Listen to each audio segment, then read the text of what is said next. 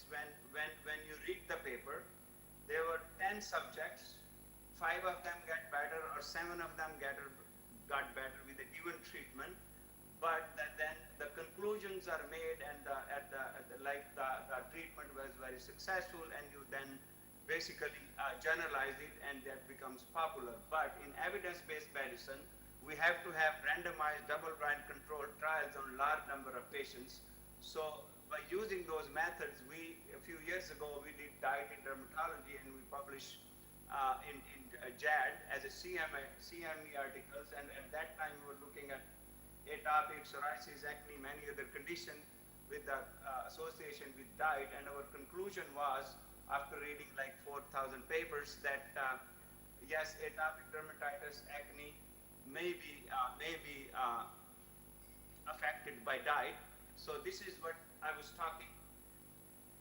This is from JAD, their guideline, Journal of American Academy of Dermatology. So a good study, which we will call a level 1 study, where you should have a meta-analysis of randomized controlled trials. A level 1B will be an evidence from more than one randomized trials.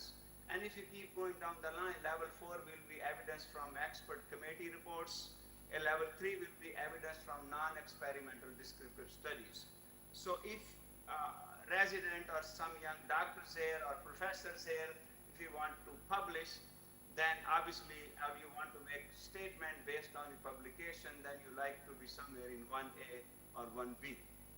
So by using that method, we were looking at the diet, and then we concluded that in atopic dermatitis, yes, if the kids are high-risk infants, then prebiotics or probiotics may be significant. Similarly, I'm not going to go through all of that, but in acne, a low glycemic index is good for acne. So high sugars are not good for acne. So I'm just giving some example how we reviewed the whole literature. So in diet, then we studied that and we published that using evidence-based medicine. Now I'm going to touch a little bit a topic which is melasma or hyperpigmentation, which is like very a common problem in Pakistan and even in the United States, and we deal with it.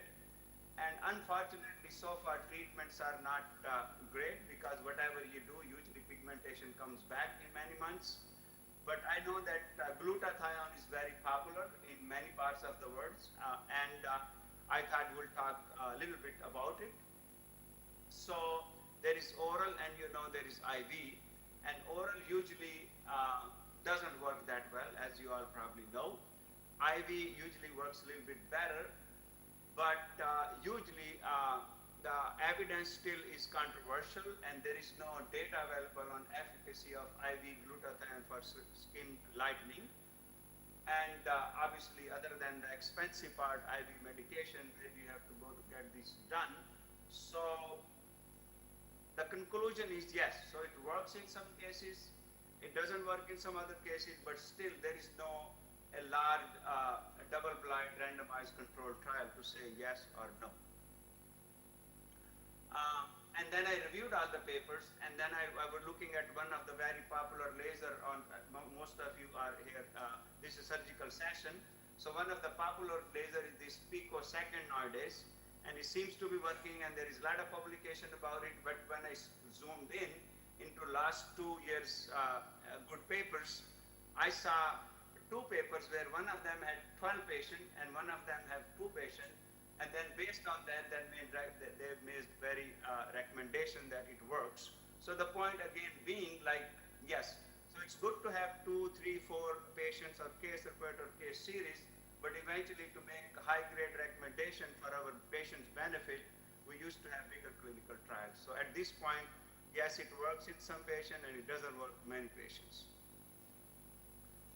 Vitiligo, another thing which I do a lot here, but obviously it's a big problem back home in Pakistan. And the newest thing is, like, there are these new JAK inhibitors, and they